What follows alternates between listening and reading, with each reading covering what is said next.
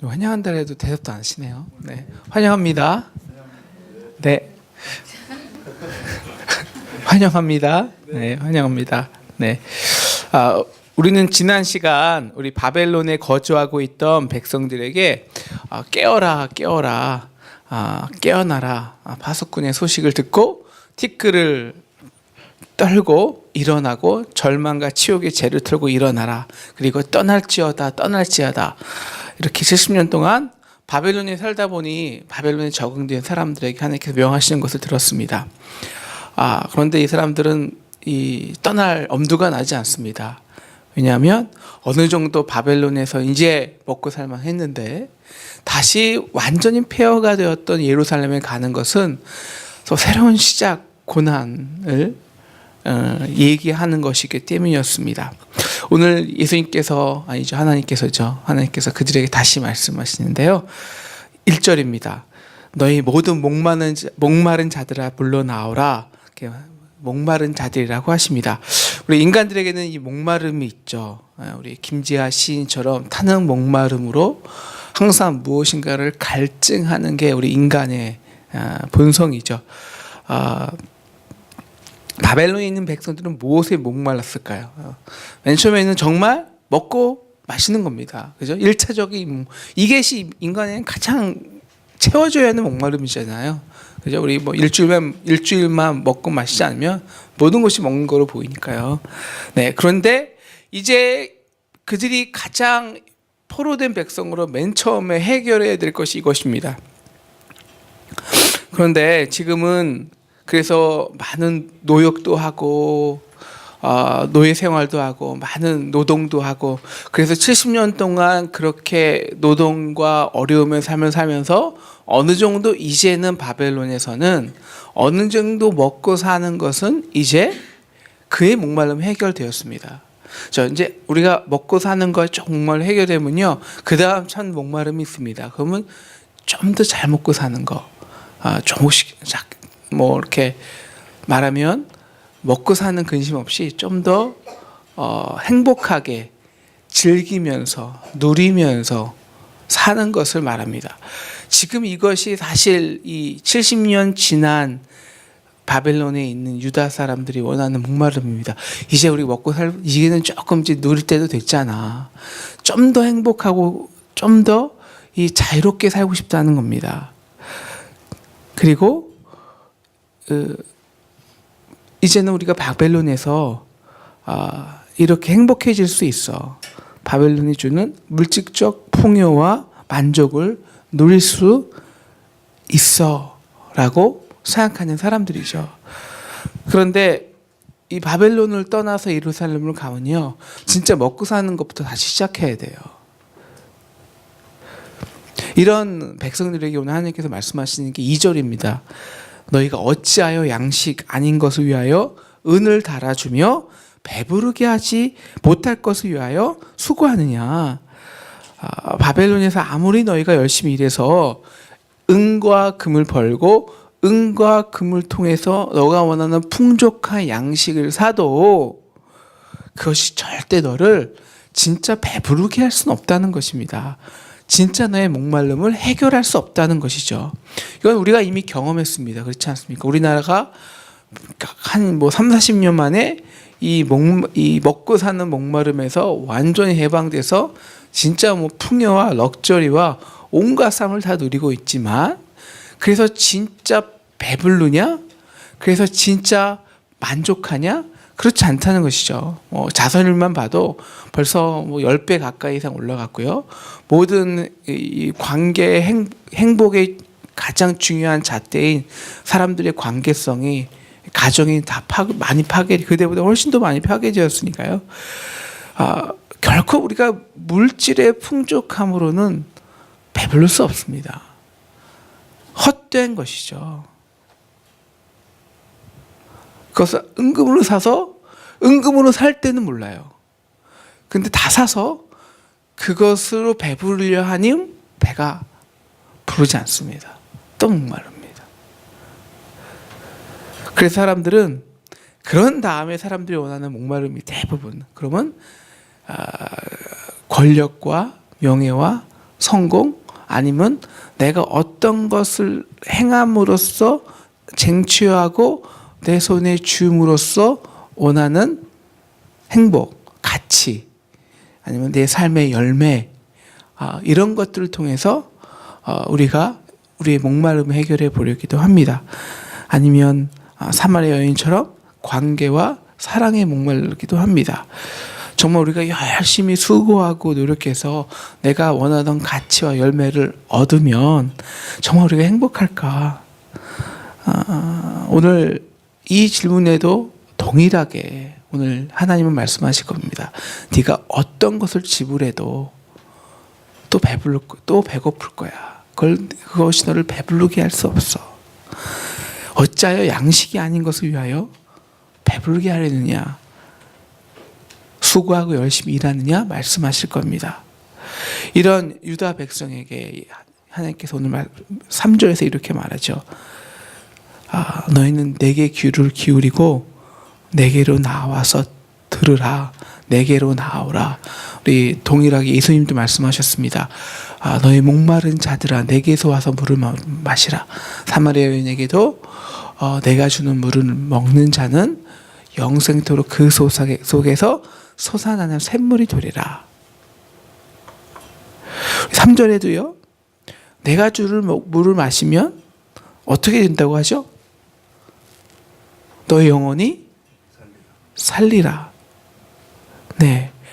여기서 우리가 어떤 물과 양식을 먹어야 진정으로 우리가 배부를 수 있는지 하나님께서 말씀해 주십니다.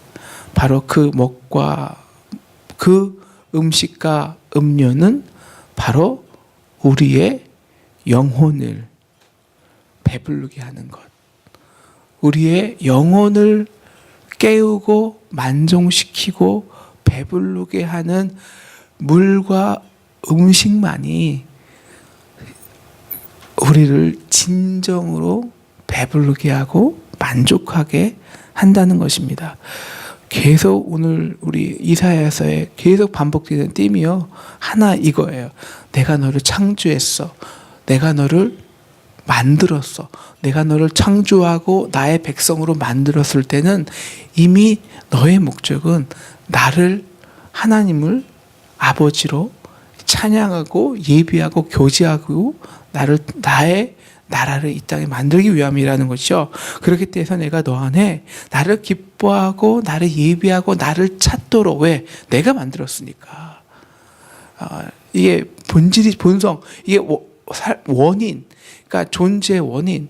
우리가 항상 우리 동물들도 자기가 태어난 곳으로 다시 돌아가잖아요. 그런 목마름이 있잖아요. 찾아가야 될 수 없는 뭔가 이게 우리 안에 있다는 것입니다. 우리를 지은 바 된 하나님, 우리를 지을 때 그냥 지지 않으시고 우리를 반드시 우리를 찾도록 우리 안에 영혼이란 걸 만들어 주셔서 그 영혼이란 공간에 하나님이 들어와야만 우리는 온전한 목마름이 있다는 것입니다. 나의 사랑이 너의 영혼에 채워지고 내가 너로 들어가서 먹고 더불어 마실 때 너는 정말 배부를 수 있어 말하는 것입니다. 그럼 어떻게 그 하나님이 주시는 물과 음료수를 양식을 먹을 수 있습니까? 라고 물어보니까 오늘 하나님께서 대답하는 것이 1절에 뭐라고 합니까? 1절에 어떻게 먹을 수 있죠? 무엇을 주고 우리가 어떤 노력을 해야 먹을 수 있습니까? 그것은 그냥 공짜입니다. 돈 없는 자도 오라. 너희는 와서 사 먹되 돈 없이 값 없이 공짜로 포도주와 물과 젖을 사라는 것입니다. 물은 당연히 생명을 생명하죠. 정말 생명력이 있는 우리가 이게 매일 살아도요. 내가 살아있는 것 같이 산 거하고요. 정말 생명이 있는 생명력으로 산 거하고는 다르거든요. 포도주란 예수님께서 맨 처음 오셔서 사신 사역이 물을 포도주에게 만든 것입니다. 포도주란 언제나 우리의 삶을 즐겁고 윤택하고 셀러브레이션하게 삽니다. 셀러브레이션. 예. 우리의 삶이 이래야 돼요. 즐겁고 기쁘고 삶을 셀러브레이션 해야 됩니다. 즐기는 삶이죠. 이것이 포도주입니다. 이걸 해주겠다는 거고요. 젖은 모든 음식 중에 모두 완전식품입니다. 그죠? 모든 생명의 필수 영양분이 들어있는 완전식품이죠. 젖을 준다는 것은요, 우리 삶의 영위에 필요한 필수적인 걸 다 채워주시겠다는 겁니다. 근데 이것이 뭐냐? 이것이 얼마라고요? 얼마로 은금으로 집을 살 수 있다고요? 아니요. 이것은 공짜입니다. 우리가 수고해서 얻는 것이 아니라는 거죠. 여기서 우리가 좀 생각해 봐야 될 게, 내가 값을 지불하고 사는 것이 쉬울까요? 아니면 값없이 사는 것이 쉬울까요? 지불하고 사는 것이 쉬운 것 같죠. 네, 제가 분명히 그렇게 말할 의도가 있겠으니까. 근데 한 번만 이 질문 조금만 우리 심각하게만 생각해봐도 아닐 것 같은데, 값을 내 가지고 사는 게 더 쉽지만은 않을 것 같은데라는 생각이 듭니다. 그죠? 왜? 그건 돈만 있으면 사면 돼요. 그러니까 돈 벌기 위해서 조금만 내가 열심히 노력만 하고 일만 해서 어느 정도 돈을 쌓아놓으면 얼마든지 내가 원할 때 살 수 있어요. 즉 내의 컨트롤이 가능해요. 그런데 값없이 사는 거는요, 절대 나의 컨트롤이 내가 컨트롤할 수 없습니다. 왜? 그것은 값없이 주는 사람의 마음이니까요. 그리고 그 마음을 알아야 되니까요. 그리고 다시 말하면 값없이 주는 사람과 값없이 받는 사람의 마음이 통해야 됩니다. 어떤 마음? 은혜의 마음. 이것만이 가능해요. 그렇지 않으면요, 저도요, 받은 게 아닙니다. 그 마음을 모르면, 서로의 관계가 성립이 안 되면, 요새 그 국회의원들이 요새 다 자기 출판회 하는데, 국회의원들이 유일하게 돈을 받을 수 있는 게 출판회예요. 몇 백만 원을 주든 1억을 주든 모릅니다. 자, 어떤 사람이 갑이라고 그 국회의원에게 기업인이 한 1억을 줬어요. 마음껏 쓰세요. 아무도 몰라요. 이거 법적으로 독해. 공짜입니다. 이게 공짜일까요? 아니요. 공짜 아니에요. 공짜가 될 수 없어요. 더 부담되는 거죠. 거저 줬다고 공짜가 아니에요, 여러분. 세상에서. 그렇지 않아요? 다 기억해야 돼요. 세상에서 주는, 심지어 우리 돈 결혼할 때 받는 부주금 다 정리해야 돼요. 그거 안 주면요. 그래서 요새 사람 취급 잘 못 받아요. 공짜 없어요. 뭐가 공짜냐?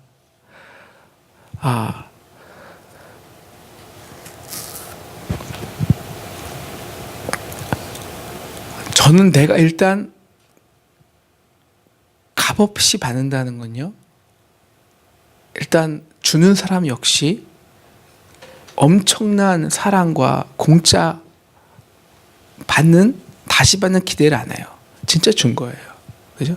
받는 사람은요, 내가 정말 갚을 수 없는 거예요. 갚을 시도조차 못하는 거예요. 그만큼 엄청난 걸 받은 거예요. 그만큼 지금 내가 비교해서 매매가 아니라 내가 어떤 값어치가 있기 때문에, 어떤 가치가 있기 때문에, 어떤 기대가 있기 때문에 내게 준 게 아니라 정말 갚을 수 없는데 받은 거예요. 이 관계가 성립하려면 이것이 가능해야 돼요. 뭐냐?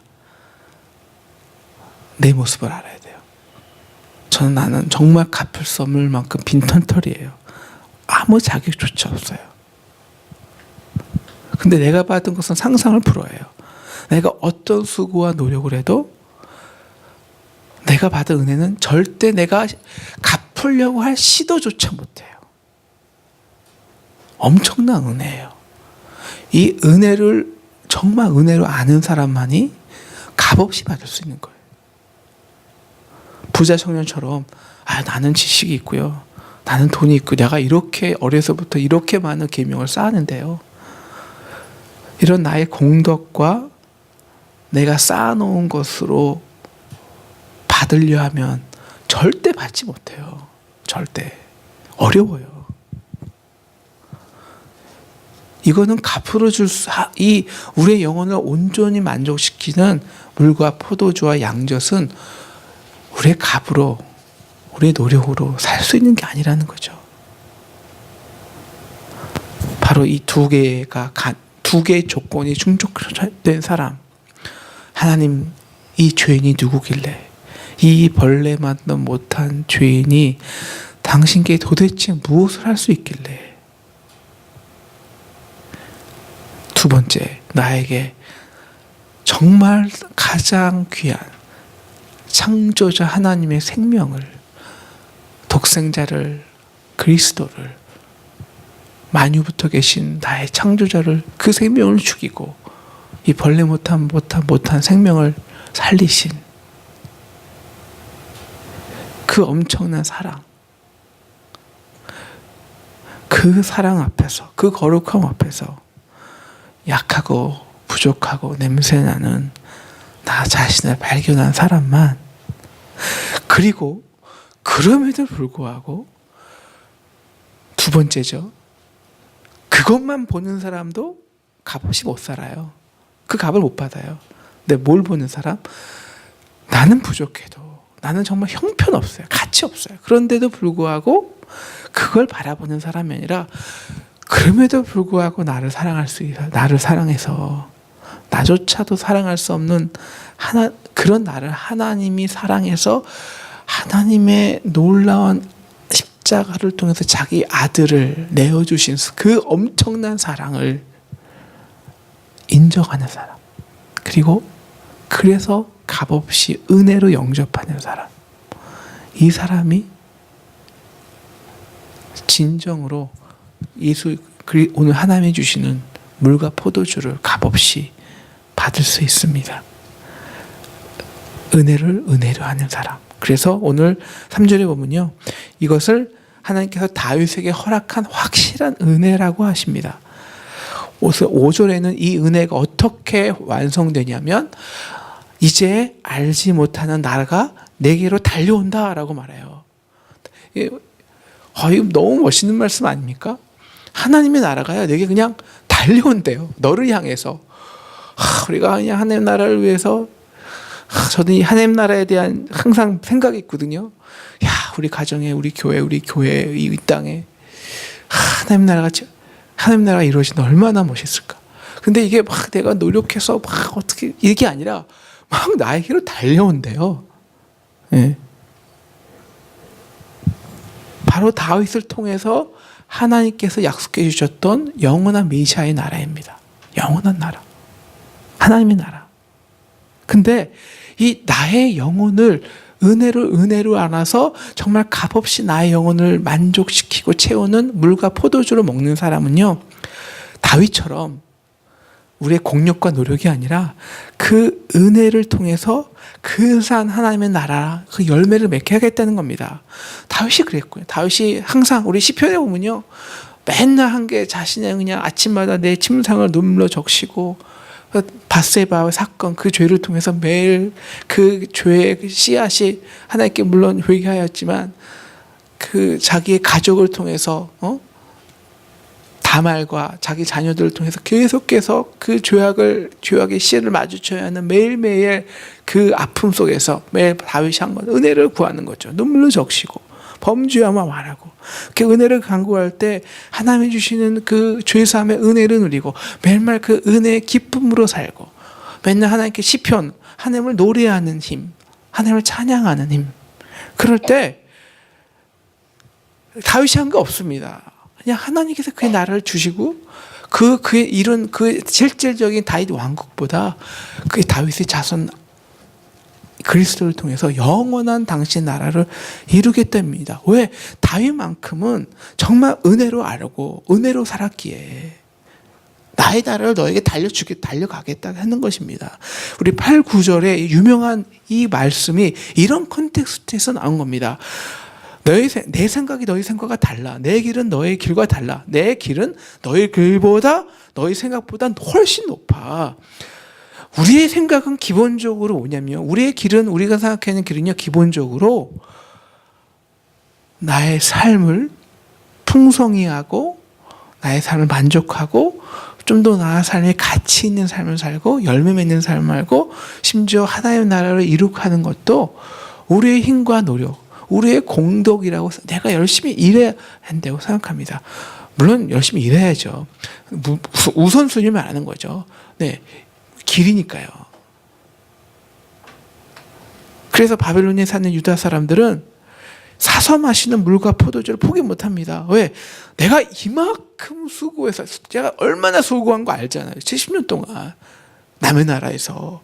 그래서 이제야 먹고 살게 되었는데 다시 예루살렘에서 그 엄청난 시간, 그 노력과 그 시간과 그거 투자해서 다시 그걸 회복하라고 먹고 살라고 예루살렘에서 이거는 도저히 답이 안 나오는 거죠.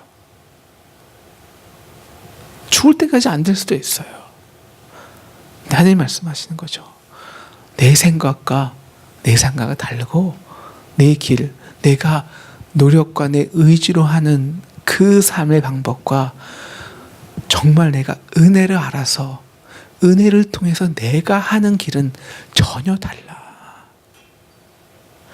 내가 은혜로 포도주와 물을 먹고 마실 수 있다면, 그래서 내 영혼을 먼저 만족시킬 수 있다면 새 예루살렘은 이제 앞으로 새 예루살렘이 시온이 완성되는 거거든요. 이 예루살렘은 바로 값없이 주는 나의 물과 포도주로 풍성해지는 거예요. 내 영혼을 누리는 능력, 이것이 성령의 능력인데요. 그것으로 다윗에게 약속한 새 예루살렘이 성취되는 거라는 것입니다. 내 길이 아니라 내 길이다. 내 생각이 아니라 내 생각이다. 내 노력이 아니라 내 은혜다. 이런 하나님의 역사의 성취, 은혜의 역사의 성취, 성령의 역사의 성취가 구체적으로 이루는 자세한 과정을요, 우리 10절과 11절에서 하나님은 설명하십니다. 그래서 어떻게 우리가 진정한 목마름이 해가 될 수 있는지 말씀하시는 거죠. 자, 먼저 보시면요. 이는 비와 눈이 하늘로부터 내려옵니다. 먼저, 그죠? 11절에는 이렇게 나오죠. 11절, 내 입에서 나가는 말도 이와 같다는 것이요. 자, 맨 처음의 과정은요. 반드시 하늘에서 내려와야 됩니다. 하늘에서. 다시 말하면 내가 이 땅에서 먹고 마시고 수고하고 노력하는 것으로는 진정한 물의 양식을 얻을 수 없다는 거죠. 반드시 하늘에서 내려와야 한다. 그래서 예수님도 본인 자신을 내가 하늘에서 내려오는 떡이라고, 빵이라고, 하늘에서 내려오는 것이라고 말씀하셨습니다. 이것은 근본적으로 하늘에서 우리에게 내려오신 예수님의 성육신 사건을 말합니다. 하나님이 이 땅에 내려오셔서 우리의 육신을 드시고 우리의 몸을 입고 오셨습니다. 그리고 그 그리스도 예수가 말씀하심으로 그 몸의 사역을 이루시고 성경이 만들어지고 우리가 그 기록된 말씀 성경이 지금 다시 하나님의 종을 통해서 계속 지금 우리의 말씀이 나가는 거 아닙니까? 말씀의 사역. 내려오는 것이 무엇이냐? 예수님의 말씀, 그리스도의 말씀이죠. 말씀, 하나님의 말씀. 그리고 성육신하신 그리스도의 말씀. 내가 누구든지 떡으로만 살 것이 아니요 하나님의 말씀으로 살리라. 먼저 말씀이 하늘에서부터 하나님이 내 입에서 떨어진 말씀, 위에서 떨어진 말씀이 있어야 됩니다.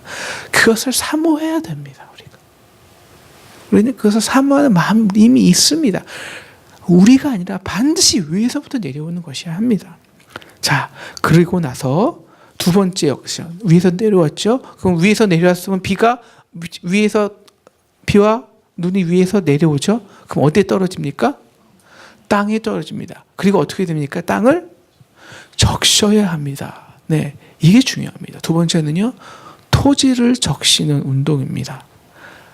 내 영혼을 말씀으로 적시는 것이죠.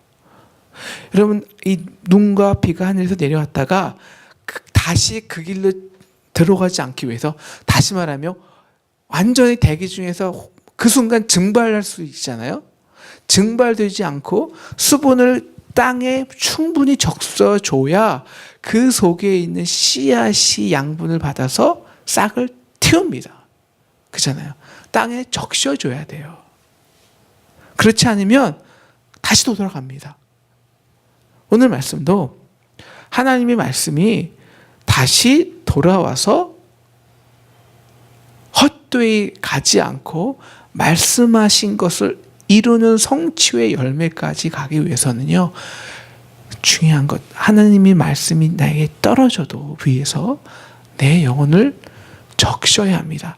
이것은 내 영혼에 머무르게 하는 내 말이, 그래서 내 말이 너에게 거하고 내 말이 너희 안에 거하면 너희가 많은 열매를 맺고 내 제자가 된다는 거죠. abiding, 거하는 삶입니다. 말씀에 거하는 삶. 말씀이 내 안에 머무르게 하는 운동.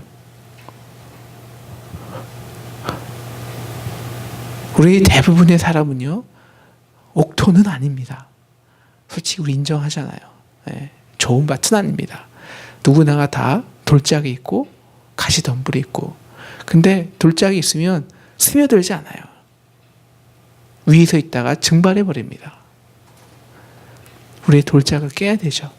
말씀이란 게요, 아주 양날이라 어떨 때는 참 우리가 옥토 하실 때는요, 그 말씀이 달아요. 네? 쫙쫙 빨아들입니다. 근데 어떨 때는 그 말씀이 나의 모자란 부분, 원치 않는 부분을 계속 건드리면 말씀을 쪼개는 힘이 있어서 자꾸 나를 쪼개려고 그러니까, 힘드니까 자꾸 우리가 육신의 힘, 육신의 단단함으로, 완악함으로 막아요. 그러면 스며들지 않죠. 그래서 우리가 말씀이 우리 영혼을 쪼개고 안에 거하도록 해야 됩니다. 그 작업을 해야 됩니다. 다시 말하면 말씀을 순종하는 거죠. 말씀을 순종하고, 우리가 그렇게 오래 강조한 것 같이 말씀대로 살아보는 겁니다. 근데 이게 우리의 힘으로 하냐? 아니라는 거죠. 은혜를 은혜로 아는 사람은 그 은혜의 기쁨으로, 은혜됨으로 이 말씀으로 쪼개는 작업이 어렵지 않아요. 은혜가 은혜로 오면은 쉬워요. 세 번째, 그렇게 된다면 하나님의 그 말씀은요, 반드시 뜻을 이룹니다. 그렇게 되면 싹이 나게 해서 파종하는 자에게 종자를 주며 먹는 자에게 양식을 줍니다. 목적이 성취되는 거죠. 11절, 반드시 거하게 되면, 적시면, 토지를 적시면 나의 기뻐하는 뜻을 이루며 내가 보낸 일에 형통하리라. 하나님 말씀하신 것이 성취됩니다. 우리가 이렇게 기쁨으로, 은혜로 알아서, 은혜로 알아서 하나님이 주신 영의 양식을, 말씀을 정말 내가 위로부터 받고 내 즐거워하는 힘으로 내 영혼에 그 나의 그런 돌짝과 가시덤불이 있지만 그것들을 내가 뽑을 수 있고 즐거이 내 말씀에 거하게 함으로, 그 말씀과 거하는 것에 집중만 하면, 즉 다시 말하면 매일매일, 매 순간 매일매일을 말씀 안에서 은혜로 인해서 기뻐하는 생활만 하면, 그것은 나의 노력이 아니라, 나의 열심이 아니라 그 하나님의 말씀을 기뻐해서 내 영혼을 적시는 그 능력이, 그 하나님의 능력, 그 성령의 능력이고요. 그 능력이 저절로 하나님이 우리에게 말씀한 것을 성취시킨다, 열매를 맺게 한다는 것입니다. 그러니까 이 모든 과정에서 가장 중요한 것은요, 그러면 은혜예요. 은혜로 알 때 말씀의 역사가 있습니다. 성령의 역사가, 능력이 있습니다. 성령 충만하면 삽니다. 우리가 성령 충만하면서 살 때 우리가 얼마나 효과적이고 열매 맺는 삶을 사는지 우리가 이미 배웠습니다. 그죠? 산들과 언덕들이 우리의 기쁨의 노래를 화답해요. 두려움이 아니라 즐거움과 평안함으로 있어요. 이렇게 되면 우리가 어떤 열매를 맺냐? 12절, 13절이죠? 12절. 이게 12절은 이 모든 과정에서 우리가 해야 할 것, 기쁨입니다. 우리가 누려야 될 것. 기쁨의 교제죠. 노래하는 것이죠. 자, 13절. 그렇게 되면 우리가 열매를 맺는데 무슨 열매를 맺냐? 맨 처음엔 가시나무 열매를 맺습니다. 우리는 누가 가시나무 열매 맺고 싶겠어요?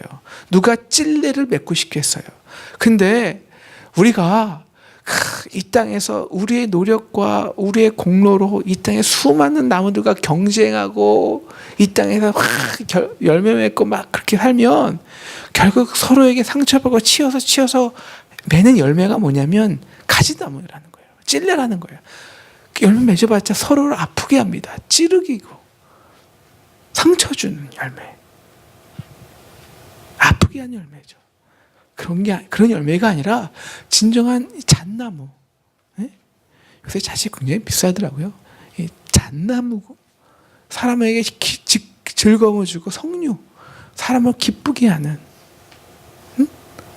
여러분 진정으로 우리의 가치와 열매만을 보면요. 정말 우리가 가치 있는 삶, 우리의 열매를 누리는 삶은 진정으로 만족하는 삶은 나의 만족이 아니라 나를 통해서 다른 사람이 만족할 때입니다. 내가 거기 통로로 쓰임받을 때 그때 우리는 진짜 만족을 하는 거였거든요. 그 진짜 열매를 맺고 누리는 삶을 살 수 있다는 것이죠. 말씀을 정리합니다. 여러분 우리가 지금 환경이 중요한 게 아니죠. 내가 풍성한 바벨론이든 아니면 황폐된 예루살렘이든 내 생각은 황폐된 예루살렘에서는 절대 먹고 마실 수 없다고 생각하지만 그것은 내 생각입니다. 내 노력과 공로로 살아본 사람, 그 생각의 한계입니다. 환경은 중요하지 않습니다. 내가 생명력 있게 사냐가 중요합니다. 내 영혼이 아니라, 내 육체가 아니라 내 영혼이 생명력이 있냐. 모든 것은요, 영이 육을 지배하기 나름입니다. 우리가 조건과 환경을 탓하지 않고 먼저 은혜로 알아서 값없이 주는 물을 먹고 마실 수 있어야 합니다. 포도주를 마시고 양젖을 먹을 수 있어야 합니다. 네? 은혜로 사는 기쁨을 내 영혼이 누려봐야 합니다. 매일. 그러면 하나님의 사랑이 내 영혼 가운데 들어오고 구체적으로 하나님은 말씀하시는 하나님이니까 그 말씀하시는 하나님이 내 영혼에 그 말씀이 떨어집니다. 여러분 성령은요 근본적으로 하나님과 교제하는 사랑의 영입니다. 사랑의 영은요 말씀의 교제, 하나님이 말씀하시기 때문에 성령의 역사는 말씀의 역사입니다. 근본적으로 그 말씀이 내 안에 머물러 역사하면 내 영을 먼저 기쁘게 하고 나도 그 말씀